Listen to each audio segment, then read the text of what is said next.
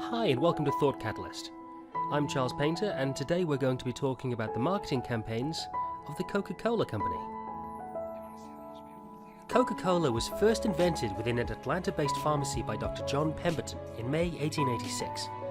Initially sold at local soda fountain counters, growing demand and the idea of making the beverage portable led to bottling the sparkling drink.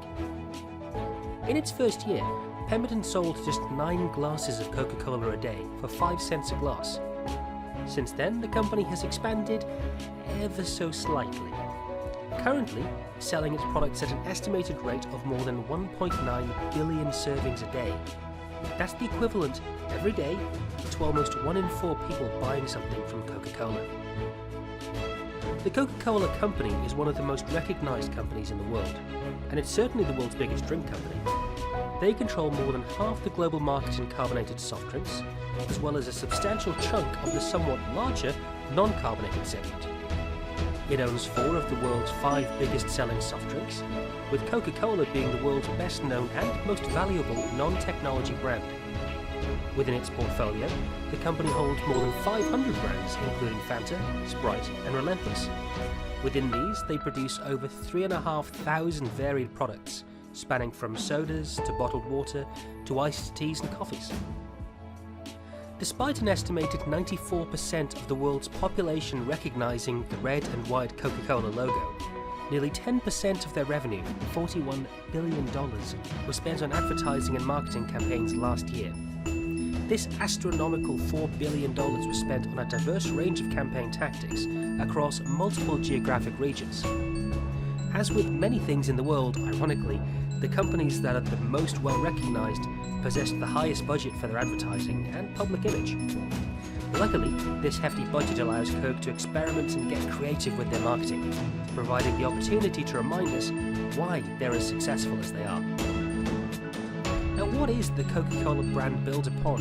Well, it's this secret, training our brains to associate the brand with a good feeling, be that happiness, relaxation, friends, love, anything, rather than the soda itself that makes them good at what they do. Now, we're going to go through a few examples here. First of all, let's have a look at the 2015 Christmas advert. For many, the arrival of the iconic "Holidays Are Coming" Coca-Cola truck, it's a highlight of the period, building excitement for Christmas. The ad might be 21 years old, but interest in it shows little sign of diminishing as it brings out everyone's nostalgic side. The focus of last year's A Coke for Christmas ad follows a young boy who aims to spread the joy through giving Coca-Cola to those who are making Christmas a reality, including a dad, a shop assistant, and Santa Claus himself. Now, the important aspects of the advert is that it targets the whole family. The ability to provide the experience for the entire family is essential. The commercial itself closely follows Coke's primary principles in their advertising. Rather than attempting to sell a drink, Coke focuses on selling an abstract positive concept, such as happiness, family, and sharing.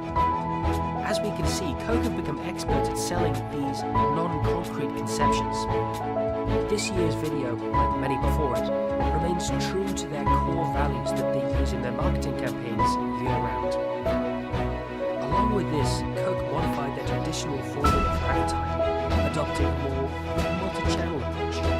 Traditionally, video, print, and physical advertising were the focal point of Coke's festive commercials.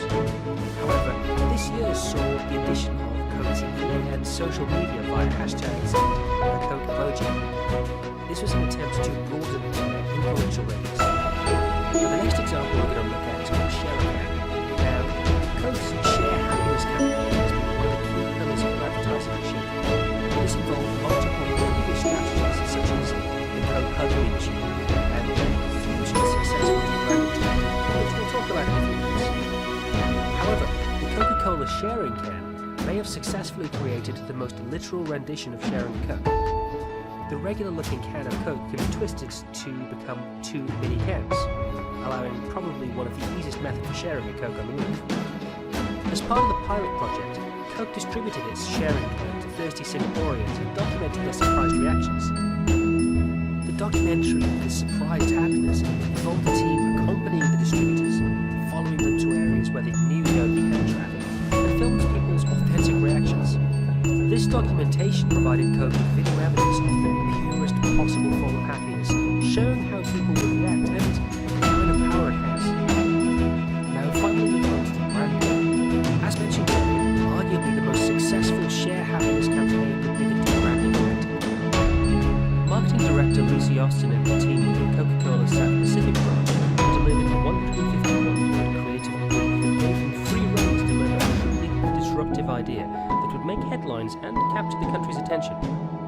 The resulting campaign, known internally as Project Connect, based on its ambition to both strengthen the brand's bond with Australia's young adults and inspire shared moments of happiness with the real and virtual worlds, it became known as Share a Coke. The primary concept behind this was the swapping out of Coke branding on bottles and cans in favour of 150 of the most popular names in Australia, allowing Coke to reach 42% of the population. This campaign was released and almost immediately saw a positive reaction, with unaffiliated celebrities buying bottles and social media conversation and media coverage blowing up as a result.